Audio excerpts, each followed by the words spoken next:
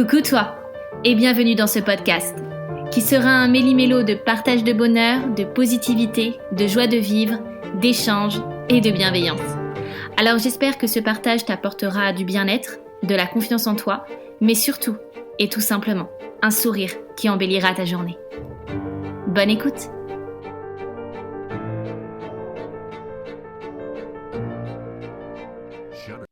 Bonjour à tous et merci de nous rejoindre une fois de plus pour ce voyage fascinant à travers les multiples facettes du bonheur avec notre invité Gaëlle. Je te laisse écouter la suite du podcast. Est-ce que tu as reçu des critiques autres dans ta vie, hormis avec la spiritualité? Est-ce que tu as eu des critiques sur, je sais pas, ton physique, ta façon d'être? Surtout. Bienvenue au club. Bienvenue. Surtout, j'étais très garçon manqué enfant. J'étais avec un fort caractère.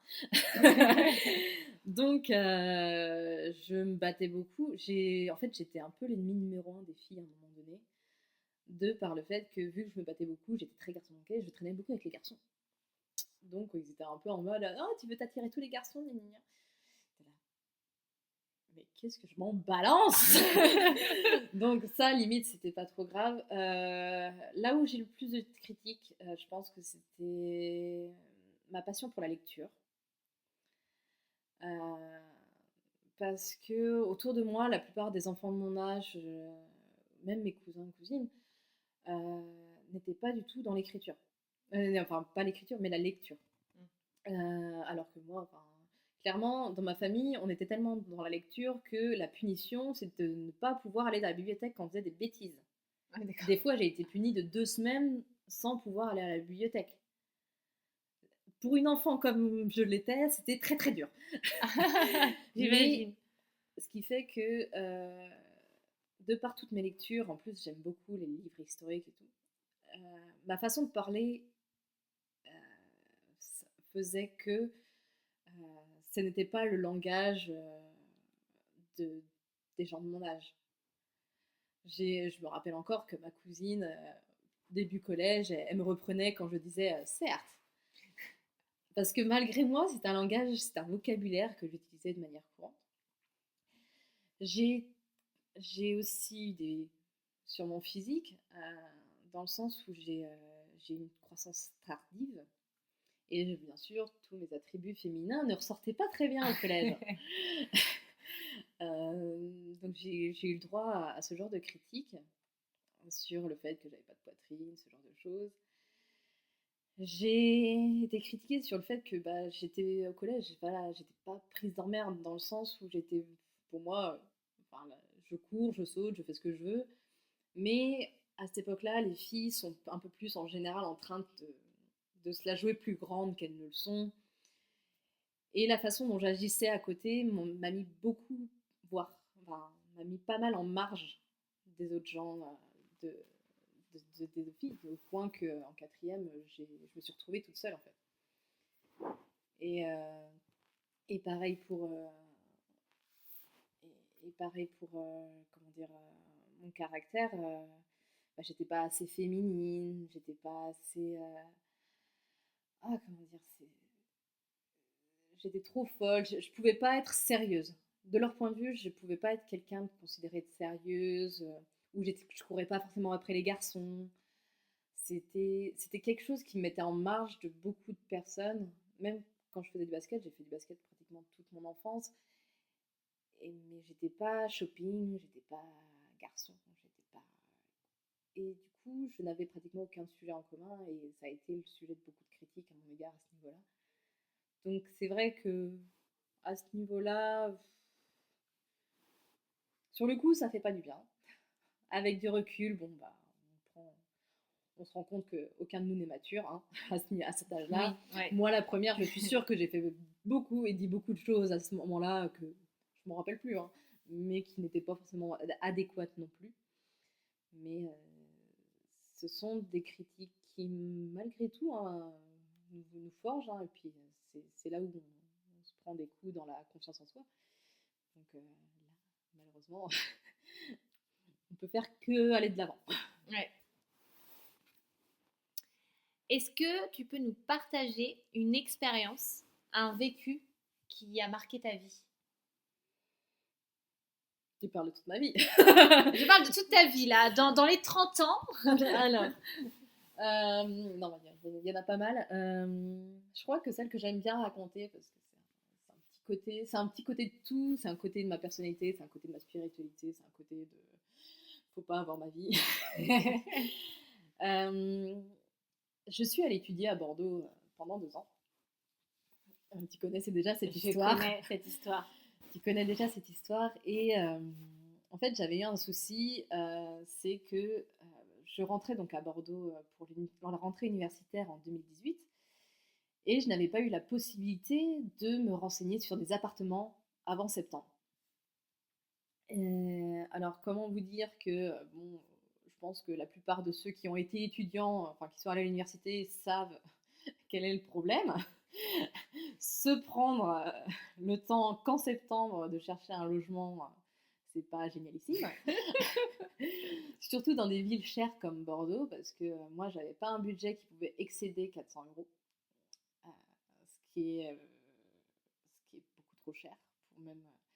Donc oui, voilà, enfin, je fais pas partie d'une famille très riche, hein. Comme la plupart des gens, on s'en sort comme on peut avec ce qu'on a, sans être pauvre, mais bon, on est dans le milieu, quoi. Et j'ai des frangins derrière moi. Je viens d'une famille nombreuse, je suis la quatrième, j'ai 2 frangins derrière moi. Alors comment te dire qu'à un moment donné, je me suis pris 3 jours pour être sur Bordeaux. Je viens de Bretagne, hein, pour ceux qui ne savent pas. Hein, quand même, faut qu'on sache quand même Oui. pourquoi il y a un problème. Pourquoi il y a un problème, c'est que donc j'ai pris 3 jours pour aller à Bordeaux, une semaine avant la rentrée des classes, pour tenter de trouver quelque chose, pour visiter ce genre de choses. Et au bout d'un moment, j'appelle ma mère parce que je trouve rien. Et je lui dis, bah écoute, est-ce que pour les premiers mois, je peux pas prendre quelque chose d'un peu plus cher et le temps de trouver autre chose. Comme ça, parce que là, sinon, là, je suis un peu dans la merde. Et ma mère, bon, elle voulait bien faire, mais elle a eu cette phrase, tu te rends compte que si tu te plantes, on se plante avec toi. Alors, comment vous dire que, étant donné que j'ai 2 petits frangins derrière moi, 2 petits frères derrière moi, ça te fout une pression de ouf. Ouais, tu m'étonnes. Pourtant, je fais pas partie de ces personnes qui stressent très facilement, mais là, enfin, franchement, tu te sens submergé en moins de 2. Et moi, je fais partie de ces personnes qui accumulent. Et puis après, elles ont besoin de tout relâcher pour ensuite que ça reparte. Moi, la façon dont je relâche, c'est que je pleure. Ça dure quoi, 2 minutes. Ah, mais j'y vais à fond par contre. Donc j'étais dans la rue, adossée contre un mur, accroupie, avec mon portable en train de pleurer. J'étais là, Seigneur, va falloir m'aider là-haut parce que moi, j'en peux plus. 2 secondes plus tard, j'ai un mec qui s'arrête devant moi et qui me fait, ça va? Je fais, ouais, bah, c'est le stress, ça va le faire. Et donc du coup, on a commencé à discuter. Lui, il était étudiant en master et tout. Et puis, tu veux que je tienne ça? Oui, vas-y. Il était étudiant en master et il m'a dit, bah, c'est dommage, moi j'ai déjà trouvé quelqu'un pour relouer mon truc derrière moi. C'est ballot. Et je fais, de toute façon, c'était hors de prix. On était à 520 €, je crois, pour la location. On était là, même pas en rêve. Mais du coup, lui, il y restait quelques examens, quelques euros. Mais il n'allait pas être souvent présent dans le coin. Et il me fait, bah, si ça peut t'arranger, je peux t'héberger jusqu'à mon déménagement. Ah bah, j'étais là, oui, complètement. Très Le bien. hasard. Le hasard. Et le gars, et en plus, il dit, bon, bah, on se dit rendez-vous ce soir. On était en début d'après-midi. On se dit rendez-vous ce soir parce que moi, j'ai des plans et tout. Je fais, pas de souci. Et puis, il regarde son portable, il fait, bah, écoute, t'as de la chance, mes plans viennent de s'annuler. Et bah, youpi pour moi.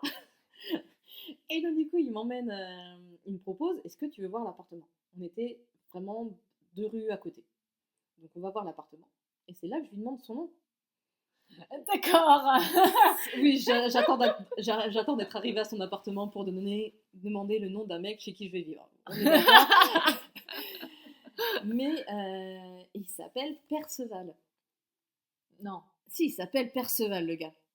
incroyable. Ouais, le nom de famille, le nom de jeune fille de ma mère est Lancelot. D'accord. Donc les chevaliers de la table ronde sont au banquet.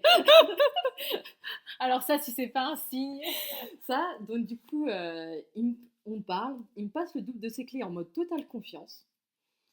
Et il me dit, bah, quand est-ce que tu viendrais? Bah écoute, je retourne chez moi demain, je reviens samedi. Donc je repartais le mercredi pour revenir le samedi. Il fait, d'accord, pas de souci. Très bien. Ma mère, pas du tout inquiète quand je l'ai appelée pour lui dire ça. J'imagine bien ta mère, pas du tout inquiète. Non, Non, mais vraiment, du tout. Pas du tout. je l'ai appelée pour lui dire, écoute, je vais dormir chez un mec que je ne connais absolument pas pendant une dizaine de jours. Elle m'a fait, oh qu'il est gentil ce garçon. Non. Mais je pense qu'elle était habituée à moi parce que j'ai un très bon feeling avec les gens. Enfin, j'arrive à très bien à sentir quand les gens ont quelque chose qui me plaît pas ou pas. Et donc du coup, franchement, il s'est rien passé. En fait, le gars, il était vraiment, il est de la région bordelaise et donc du coup, il est venu de temps en temps, mais il n'était pas là tout le temps. Donc c'est vrai que j'avais vraiment des fois l'appartement pour moi toute seule. Mais ce qui est le plus drôle aussi dans cette situation, c'est que avant de le rencontrer, ce genre de choses, j'étais allée dans une église avant et j'avais demandé à, ça s'appelle l'église Sainte-Geneviève. Je sais jamais si c'est Guenièvre ou Genièvre. Enfin bref. Pour ceux qui connaissent, ouais. c'est du côté de Nansouty. Et j'avais prié, bah écoute, aide-moi à trouver un logement. Donc j'ai eu ce logement, enfin le gars m'a aidé. À la veille de son déménagement, j'ai trouvé un logement chez l'habitant. Et c'est une dame très fort sympathique. C'était même plus qu'une propriétaire. Pour moi, ça a été presque une coloc. Et il se trouve que, bon, bah, elle, pour d'autres X raisons, elle me dit, par contre, l'année d'après, il faudrait que tu te trouves un autre logement parce que je déménage. Je suis d'accord. Donc je me suis pris en avance cette fois. Et j'ai trouvé une coloc. Et du premier coup. Donc du coup, je suis allée dans cette coloc. Et une fois que j'ai intégré la coloc, je me suis dit, bah, je vais chercher une église pour y aller le dimanche. J'étais dans le quartier de l'église où j'avais prié. Et un petit peu après, en circulant dans le quartier, je me suis rendu compte que le mec Perceval, chez qui j'ai logé, était dans ce même quartier. Non. Si. C'est incroyable. Donc voilà la petite histoire. Je crois que c'est l'expérience la plus... ton histoire est vraiment incroyable. Peux-tu nous partager ta philosophie de vie? Oh oui, elle est très simple. J'espère le meilleur tout en me préparant au pire. Vu ma vie, c'était mieux. Très belle philosophie, très belle. Et la question qui tue, es-tu heureuse? Oui. Ok, ça c'est cool. J'aime bien entendre oui à cette question. Quel serait ton conseil pour nos auditeurs pour être heureux ou heureuse? Il y aurait beaucoup de conseils et puis je pense que ça dépendra aussi à qui on parle au fur et à mesure. Je pense que le plus important, ce serait que vous parveniez à croire en quelque chose qui vous donne de l'espoir. Parce que je pense que l'espoir pour moi est la chose la plus importante. On peut espérer, avec l'espoir, on peut vraiment espérer. On peut espérer aimer à nouveau, on peut espérer changer de vie à nouveau, on peut espérer que tout aille pour le mieux. L'espérance pour moi est la base de tout. Et je pense qu'on a besoin, tout à chacun, de croire en quelque chose, en quelqu'un, croire en quelque chose qui nous donne vraiment de l'espoir pour la vie de tous les jours. Et je pense que il n'y a que quand on a ce type de croyance-là que on arrive à se satisfaire de ce qu'on a pour ensuite le mieux l'apprécier et en être heureux. C'est magnifique. C'est magnifique, franchement magnifique. J'aime beaucoup ce petit conseil. Donc là, on arrive à la fin de ce podcast. Je tiens à préciser, Gaëlle, où est-ce qu'on peut te retrouver? Est-ce que tu as Une page Facebook, un compte Insta Alors, dis-nous tout. j'ai des réseaux sociaux, en effet, qui sont au nom de Gaëlle Lancelot, conteuse. Donc oui, j'ai repris le nom de ma mère pour mon nom de plume. Donc Gaëlle Lancelot, conteuse, tout attaché surtout sur Instagram et sur Facebook. J'ai aussi un blog qui s'appelle Chapeau rouge et livres en botte, sur lequel je parle de films, de livres que j'ai vus, ou même à côté de petits trucs à côté, des poèmes que j'écris moi-même, que je partage, ou même partager des expériences, par exemple sur des voyages que j'ai pu faire en Corée dernièrement. Mais je vais quand même prévenir, sur mes réseaux sociaux, je ne suis pas la plus active qui soit. J'ai essayé de faire des choses et tout, mais en ce moment, là pour l'instant, j'étais à la limite de burn-out. Entre corriger mon bouquin, la formation, travailler, être un minimum sociable. Il y a toutes ces choses qui ont fait que pour l'instant, j'ai préféré mettre mes réseaux sociaux de côté. Mais je passe quand même régulièrement jeter un œil dessus. Donc si jamais vous voulez parler de choses et d'autres, que ce soit en rapport avec l'écriture ou pas, moi, ça me dérange absolument pas de causer. Alors là, je suis très bavarde. Il n'y a pas de souci pour ça. Ne vous inquiétez pas. Sa marque de fabrique, elle la tient bien. Et il n'y a aucun jugement aussi, si jamais, il faut chercher quelqu'un qui, je crois, comme je vous ai dit, comme je disais un peu plus haut, c'est ne pas savoir vers qui se tourner quand on est au plus mal. Je pense que c'est la pire sensation qui soit. Et si jamais, je peux être juste la personne qui soit l'entre-deux, le temps que vous trouvez la bonne personne pour faire ça, moi, ça ne me dérange pas de l'être. Super. Merci beaucoup, Gaëlle. Je te remercie d'avoir participé à ce podcast. Merci à toi de m'avoir invité. Et peut-être à bientôt. Oui, peut-être. On va dire ça. Salut. Salut. Je te remercie pour avoir écouté. N'hésite pas à me suivre pour me motiver à remplir ce podcast de contenu qui me tient à cœur. Et je te souhaite une magnifique journée.